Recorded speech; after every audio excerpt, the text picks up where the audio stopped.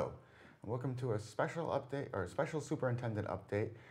Usually these are a chance for Superintendent Eric Conti to come in and talk to us. Today we have Assistant Superintendent Patrick Larkin in to give us a special update about the school closing in response to the coronavirus.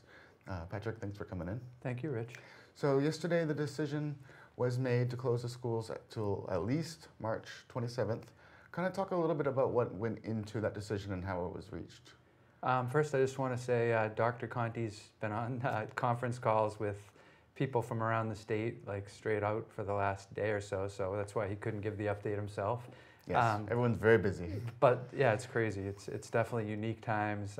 Having been in this, administrative job for, close to 15 years now, if not more, never seen anything like this. So the level of collaboration in town, at the state level with our colleagues has just really helped us, we think, do the right thing.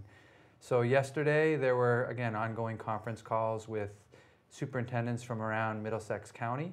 And I think if people are looking at what's happening, Middlesex County right now has the highest number of presumptive positives. I think it's over 50 at this point, which is more than half of what the state had as of yesterday. So talking to some doctors that know a lot more than we do, the superintendents and I think some town managers were on the call as well.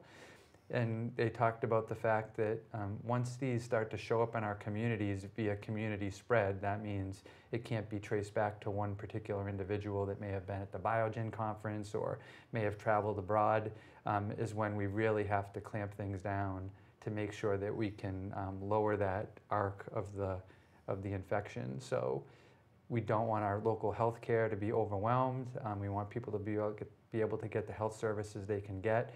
And again, we've seen it across the country overnight, different states closing down schools entirely. And it's really about just trying to slow the move of this infection and making sure that healthcare can do what they need to do.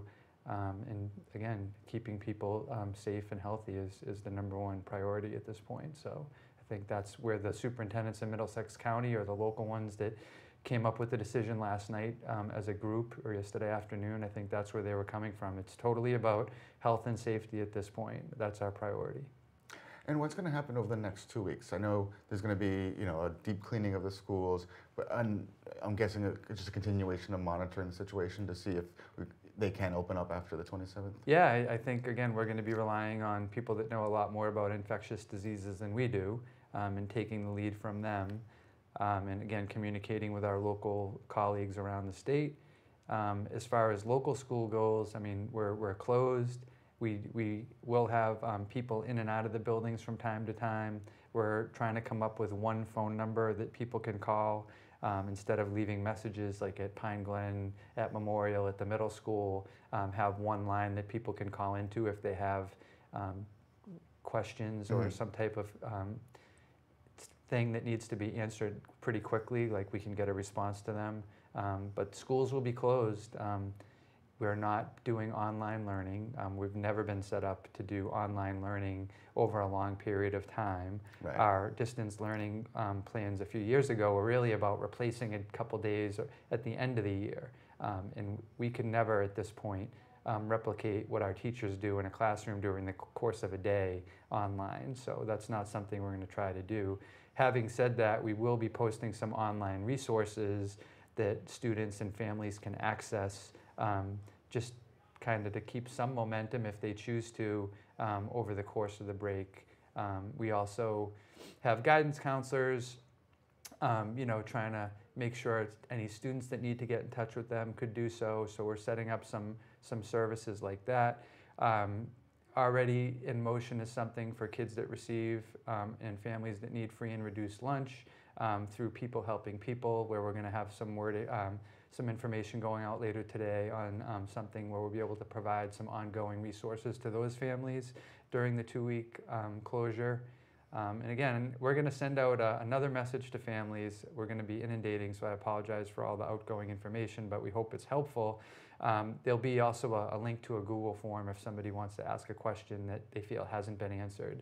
So a lot of these things are unknown right now. The big thing we do know from our discussions with the commissioner is no school will have to go past their Yeah, that was 185th day. the big question. So June 24th is our 185th day of school. That will be our last day of school, period.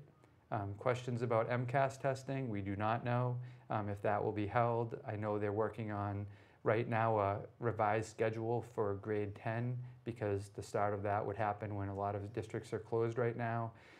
And the commissioner reminded us that the federal government, again, is the one that mandates that we have these accountability tests. They've already indicated they may give a 1-year hiatus to school districts that ask for it. However, in Massachusetts, it's also a state law on the state level that we do this annual accountability testing. So it would be something that the state legislature would ultimately have to decide. Again, these are things that are off in the future. A lot of this is very fluid. So some questions can't be answered right now. Of course. Yeah, and as these more of this information comes out, we'll also be reposting everything that you sort of update, and anytime you want to come in to give further information, we'd be happy to have you. Yeah, we'd be happy to give regular quick updates. We just want to get the information out and not have people wondering, having extra anxiety about questions that they may have. We know it's a stressful situation. It's affecting all of our families. And we just want to be as supportive as we can. Obviously, it's from a distance, but we don't want to add to the stress. Yes, answering questions and reducing anxiety is our goal as well. Well, I think that we've covered what we can cover for the day. I know there's more meetings to be had and decisions to be made, but I really appreciate you coming in and giving us this update on what we know right now. All right, thank you, Rich. Thank you.